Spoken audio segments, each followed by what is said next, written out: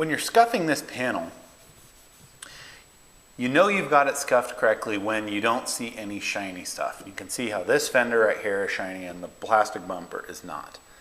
You want to pay close attention to getting down into the cracks and the crevice.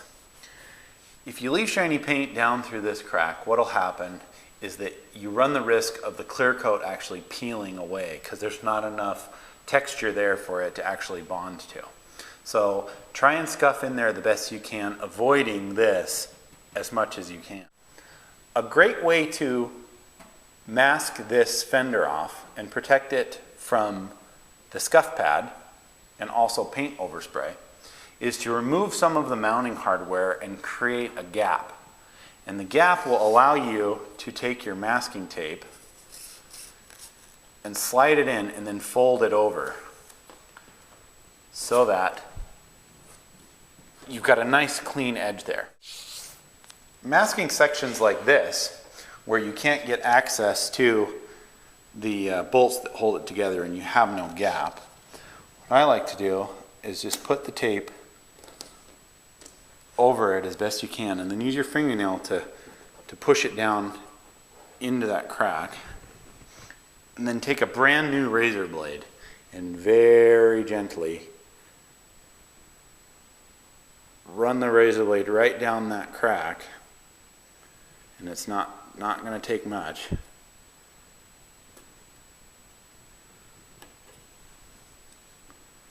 Run it right in that crack and then push the masking tape together. And this will actually allow you to get a really nice clean tape line. A really fast, effective way to mask a car is to use plastic. Now, a couple things I'm going to say about using plastic is you want to make sure that it is rated for use with paint.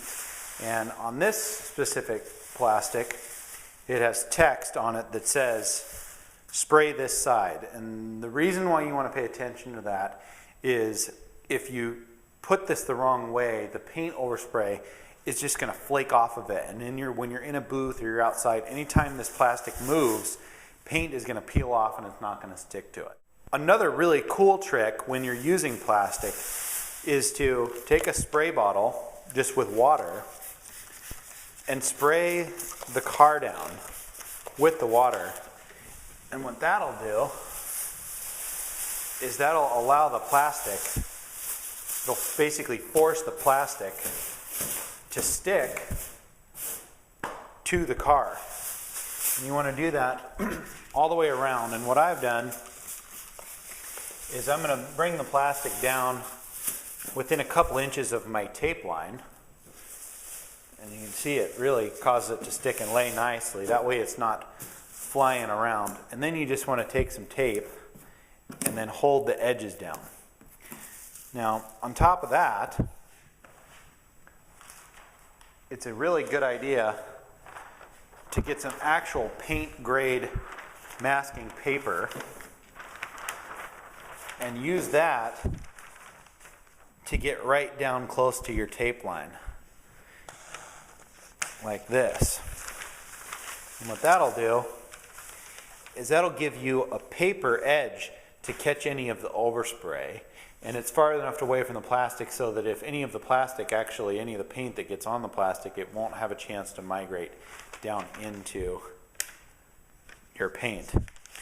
And I'll say this many times, extra time spent masking is always worth it because it saves you in the long run, saves you a lot of hassle, creates for a much cleaner job. What I'm doing right here is I'm just kind of folding the masking paper so that it more closely follows the contour of the car. But anyway, a little bit of masking really goes a long way. The last thing I want to show you about masking is how to deal with masking paper that is doing this. A lot of people will think, oh, you just cut that and then lay it over, but you don't really have to do that. All you need to do is take it and then crease it over on itself like that, and then throw some tape at it, like so. So after everything is masked off, I like to perform what I call the blow test. And for the blow test, I take my gun that I'm going to use, and I set it up, hook it up to the air with nothing in it. And I just go around exactly like I am painting the vehicle, and I look for masking paper that is flopping around, that's fluttering, tape that isn't all the way stuck down.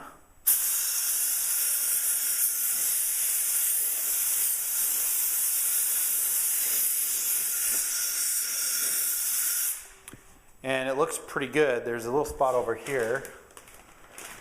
If you do have spots that are flopping around, obviously you're going to want to secure those with some more tape so that there's no chance that the masking paper can come off of the car and come down into your wet paint.